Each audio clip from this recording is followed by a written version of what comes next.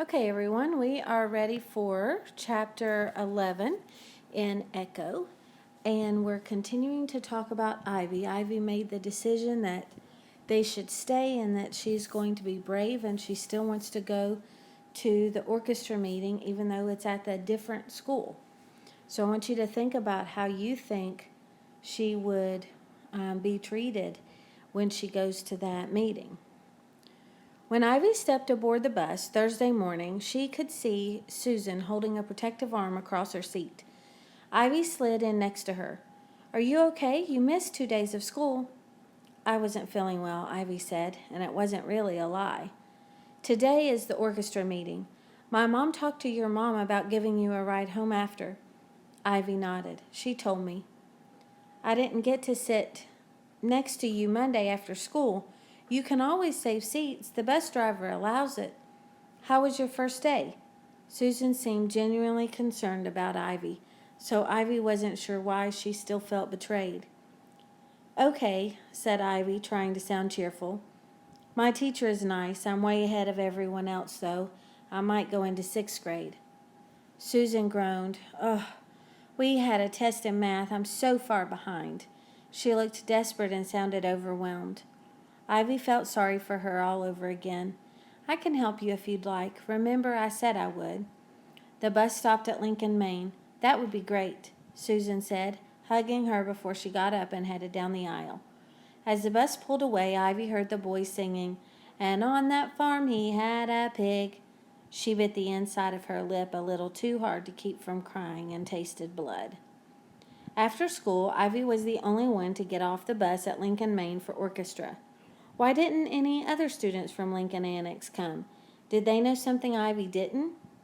The music room was the size of 2 classrooms. Several long tables stretched across the front, displaying assorted instruments in their cases: horns, flutes, violins, an oboe, a cello.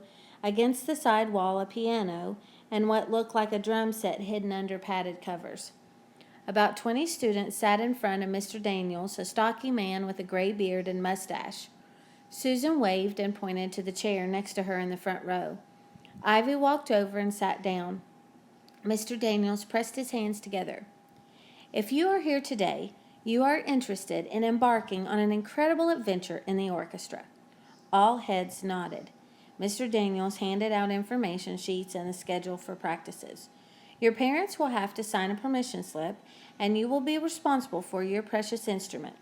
The government has issued a ban on making new ones because the manufacturers are now obligated to make products for the war effort. Unfortunately, we do not know how long it will last." One of the girls raised her hand. "My mom said there might not even be an orchestra next year. Is that true?" Mr. Daniels cleared his throat. "Some of the parents are questioning why the school district is paying for a music teacher during a war. Well, I think the opportunity to make music is a gift everyone should receive at least once in their lifetime, whether they unwrap it all the way or not. For many of you, this might be your only musical experience. If that is the case, I want to make it magnificent. Besides, everyone needs the beauty and light of music, especially during the worst of times. So, all the more reason to perform majestically this year and bring a little brightness to a dark world. In this way, we might convince our opponents that the music program is worthy enough to continue. I hope you agree." Ivy liked Mr. Daniels already. "Now, let's get to know one another. As we work our way around the room, introduce yourself and tell me which instrument you'd like to learn, or if you already play an instrument." Ivy listened as the students shared their preferences, and Mr. Daniels recorded them on his clipboard. Some had taken piano. One boy had played the cello for 4 years, another the drums. When it was her turn, she said, "My name is Ivy Maria Lopez." Behind her, she heard one of the boys' whispers, "E-I-E-I-O," and then giggling. Her stomach did a somersault. She looked down at the floor.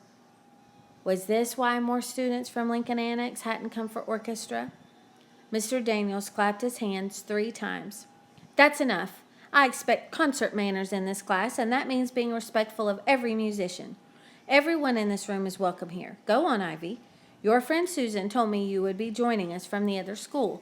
Is it true you are going to play a solo on the radio?" Susan had told him about her? She looked up and nodded. When I lived in Fresno, I'm not sure which instrument I am interested in learning. Maybe the flute. So far, I only play harmonica. More laughing erupted. Someone snickered. That's not an instrument.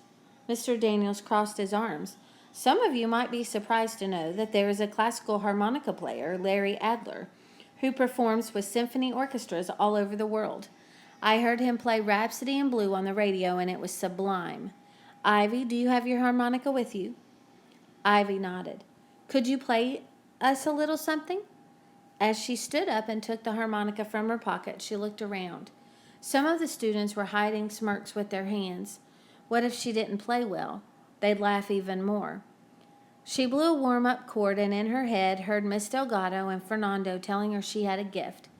And in that moment she knew she had just as much right to be there as the Lincoln Main students. She began When Johnny Comes Marching Home. When Johnny comes marching home again, hurrah, hurrah. We'll give him a hearty welcome then, hurrah, hurrah.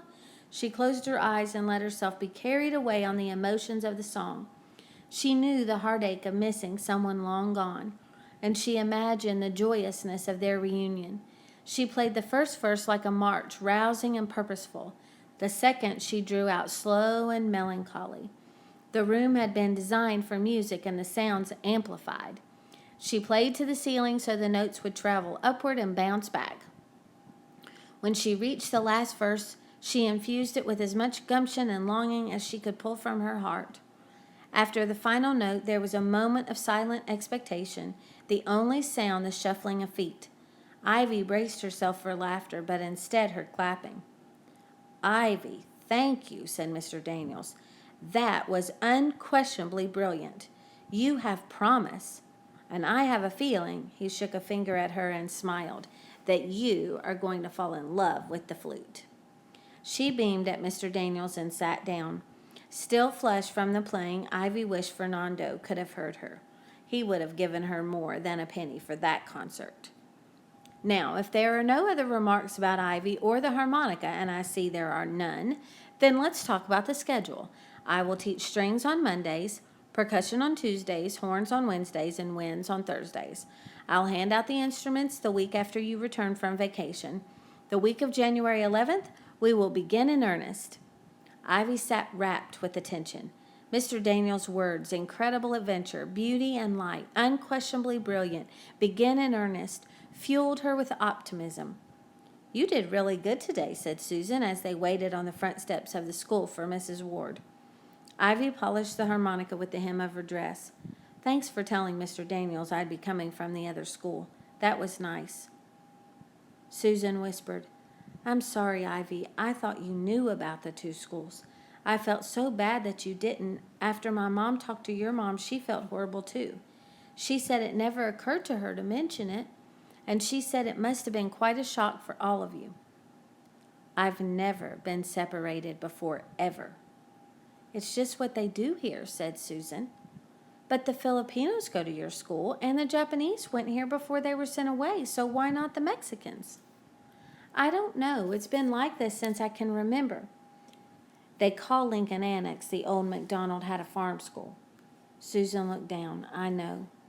My father talked to the principals yesterday, but she felt her eyes brimming.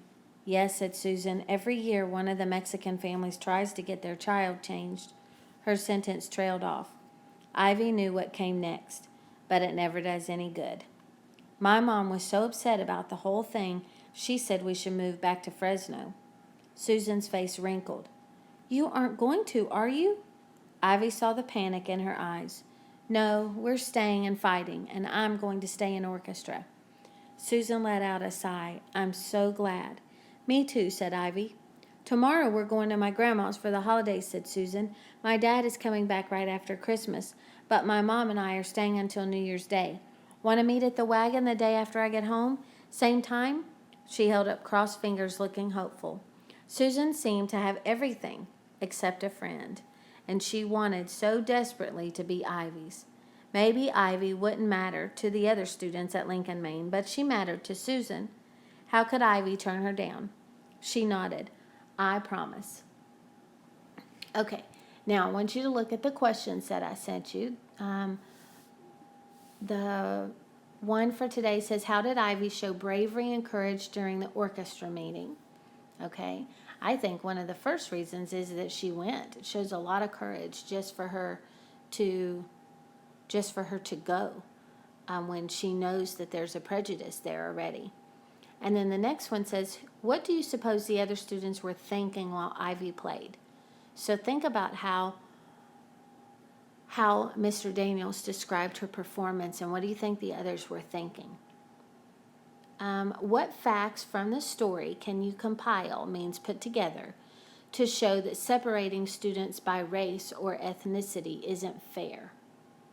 Okay, so she even, at the end of this chapter, she talks about, but they didn't separate these or this one, but they separate us. So how do we know it's unfair?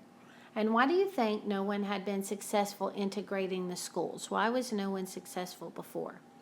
Now, we've seen this all through history. All through history, we see people having prejudice against other people just based on where they are from or their skin color. I want you to give me a comment below on why do you think that's so?